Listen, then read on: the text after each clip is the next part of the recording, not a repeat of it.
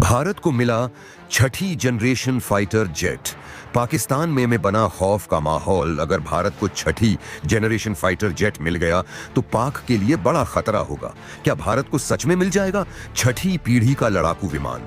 यह खबर जितनी रोमांचक है उससे कहीं ज्यादा रहस्यमयी भी। पिछले कई वर्षों से जिस तकनीक को लेकर केवल कल्पनाएं की जाती थीं, वह अब भारत की धरती पर उतर चुकी है, लेकिन इसका पूरा सच अभी तक सामने नहीं आया है। सरकार ने आधिकारिक तौर पर पुष्टि तो कर दी है, लेकिन यह जेट कब बना, कहां बना, इसके परीक्षण कब हुए और सबसे बड़ा सवाल यह वास्तव में किस हद तक छठी पीढ़ी का है। दोस्तों, आगे बढ़ने से पहले वीडियो को एक लाइक और चैनल को सब्सक्राइब जरूर से करें। इन सवालों के जवाब अब भी एक रहस्य बने हुए हैं। दिलचस्प बात यह है कि इस प्रोजेक्ट की कोई सार्वजनिक घोषणा नहीं हुई थी।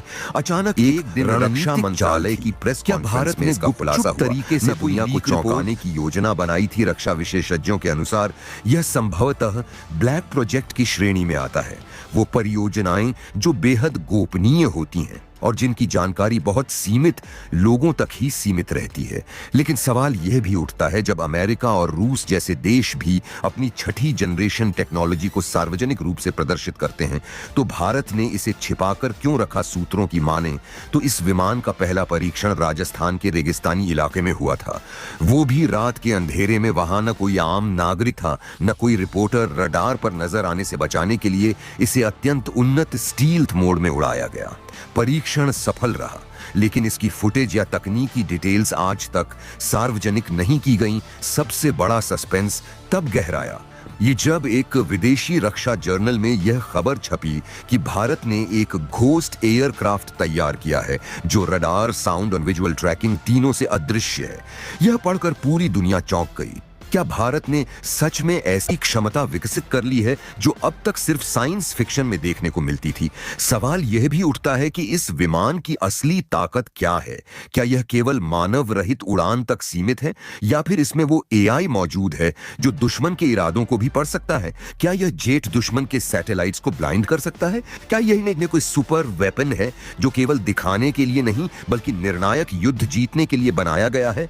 एक और रहस्य जो अब तक खुला नहीं है, इसके निर्माता कौन है? डीआरडीओ और एचएएल के इंजीनियरों ने नाम न बताने की शर्त पर कहा कि इसमें कुछ विदेशी कंपनियों का भी सहयोग रहा है, लेकिन किसका यह आज तक स्पष्ट नहीं। क्या ये सहयोगी देश मित्र हैं या केवल रणनीतिक साझेदार? और क्या भारत ने इस तकनीक की कीमत केवल धन से चुकाई है, या कुछ और भी सौदे हुए हैं जो पर्दे के पीछे हुए? इस सब के बीच एक और कयास लग रहा है।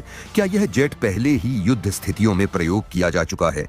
हाल ही में एक सीमा पार ऑपरेशन की फुटेज में एक अज्ञात बिना पायलट के विमान को उड़ते देखा गया था। उसके बाद कोई सुराग नहीं मिला। क्या वह भारत का यही छठी पीढ़ी का फाइटर जेट था? इस रहस्यमयी विमान ने न केवल दुश्मनों को उलझा दिया है, बल्कि आम नागरिकों और विशेषज्ञों के बीच भी उत्सुकता और कयासों की लहर पैदा कर दी है। यह जेट जितना तकनीकी रूप से उन्नत है, उतना ही रहस्यात्मक भी। शायद आने वाले समय में इसका पूरा सच सामने आए। भारत को छठी जनरेशन फाइटर जेट मिलने की खबर देश की सैन्य शक्ति और रक्षा क्षमताओं के लिए एक ऐतिहासिक उपलब्धि है। यह न केवल तकनीकी दृष्टि से एक बड़ी छलांग है, बल्कि यह भारत की स्वदेशी रक्षा प्रणाली और आत्मनिर्भरता के विजन की दिशा में भी एक महत्वपूर्ण कदम है। छठी पीढ़ी के लड़ाकू विमान, जिन्हें छठी पीढ़ी के लड़ाकू विमान कहा जाता है, पारंपरिक विमानों से कई गुना अधिक उन्नत, घातक और तकनीकी रूप से सुसज्जित होते हैं। इसमें आर्टिफिशियल इंटेलिजेंस एआई, स्टील्थ तकनीक, नेटवर्क सेंट्रिक वॉरफेयर क्षमताएं, हाइपरसोनिक गति, मानव रहित संचालन, अनमैन्ड कैपेबिलिटी तथा डायरेक्टेड एनर्जी वेपन जैसे कई अत्याधुनिक तत्व शामिल होते हैं। भारत के इस छठी जनरेशन फाइटर जेट को विकसित करने में भारतीय वायुसेना, आईएएफ, रक्षा अनुसंधान एवं विकास संगठन, डीआरडीओ और Hindustan aeronautics aeronautics limited HAL जैसी संस्थाओं का संयुक्त योगदान रहा है। इस परियोजना को advanced medium combat aircraft AMCA के अगले चरण के रूप में देखा जा रहा है, जो पहले ही 5वीं पीढ़ी के विमानों की श्रेणी में गिना जाता है। छठी पीढ़ी के फाइटर जेट की सफलता ने भारत को उन गिने चुने देशों की श्रेणी में ला खड़ा किया है जो इतनी उच्च तकनीकी क्षमता रखते हैं। वर्तमान में अमेरिका, रूस, चीन और यूरोपीय संघ के कुछ देश ही स्तर की क्षमताओं को विकसित कर पाए हैं। इस विमान की मुख्य विशेषताओं में इसकी इनविजिबिलिटी या स्टील्थ टेक्नोलॉजी है, जिससे यह रडार की पकड़ में नहीं आता। इसके अतिरिक्त यह मानव रहित मोड में भी उड़ सकता है, यानी इसमें पायलट की आवश्यकता नहीं होती, जिससे उच्च जोखिम वाले मिशन को और अधिक सुरक्षित तरीके से अंजाम दिया जा सकता है। इसकी AI आधारित सिस्टम इसे युद्ध के दौरान तेजी से निर्णय लेने में सक्षम बनाती है। साथ ही यह युद्ध क्षेत्र में अन्य ड्रोन और विमानों के साथ रियल टाइम डेटा शेयर कर सकता है। इसका कॉकपिट पूरी तरह से डिजिटल है, जिसमें वर्चुअल रियलिटी करियर आधारित इंटरफेस दिया गया है, जो पायलट को 360 डिग्री सिचुएशनल अवेयरनेस प्रदान करता है। भारत में तैयार करना महज एक सैन्य उपलब्धि नहीं, बल्कि तकनीकी आत्मनिर्भरता और नवाचार का प्रतीक भी है।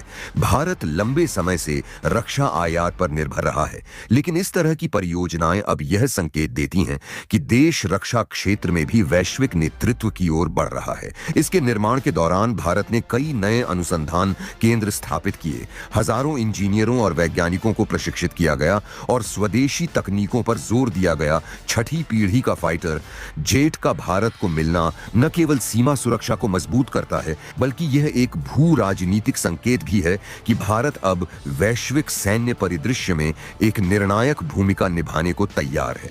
यह विमान परमाणु क्षमता से लैस हो सकता है, जिसमें डायरेक्टेड एनर्जी वेपन्स जैसे लेजर या माइक्रोवेव हथियार लगाए जा सकते हैं, और साथ ही यह अपने साथ अन्य ड्रोन या अनमैन्ड एरियल व्हीकल्स UAVs को नियंत्रित कर सकता है, जिससे यह एक तरह का मदर एयरक्राफ्ट बन जाता है। इस जेट की निर्माण प्रक्रिया में भारत के निजी क्षेत्र ने भी महत्वपूर्ण भूमिका निभाई है। Tata, Mahindra, Larsen and Toubro जैसी कंपनियों ने आवश्यक कंपोनेंट्स और असेंबली में सहयोग किया।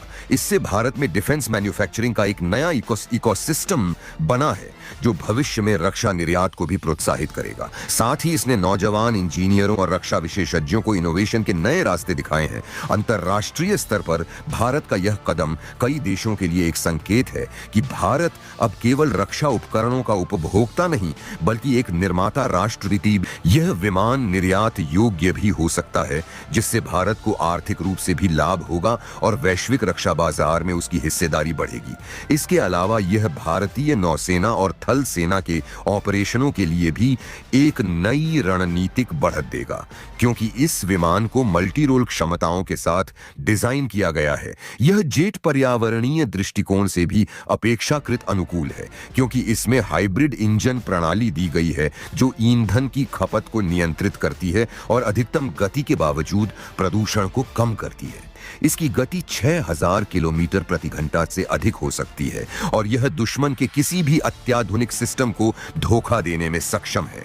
सारांश रूप में कहा जाए तो भारत का छठा जनरेशन फाइटर जेट न केवल एक तकनीकी आश्चर्य है, बल्कि यह राष्ट्रीय गर्व, रणनीतिक सशक्तिकरण और वैश्विक प्रतिस्पर्धा में भारत की भागीदारी का प्रतीक भी है। यह देश को नई ऊंचाइयों पर ले जाएगा, जिससे न केवल भारतीय सैन्य शक्ति को मजबूती मिलेगी, बल्कि विश्व मंच पर भारत की स्थिति और भी अधिक प्रभावशाली होगी। दोस्तों, आपको क्या लगता है, भारत को मिला पाएगा छठी पीढ़ी का लड़ाकू विमान? कमेंट बॉक्स में जरूर से बताएं।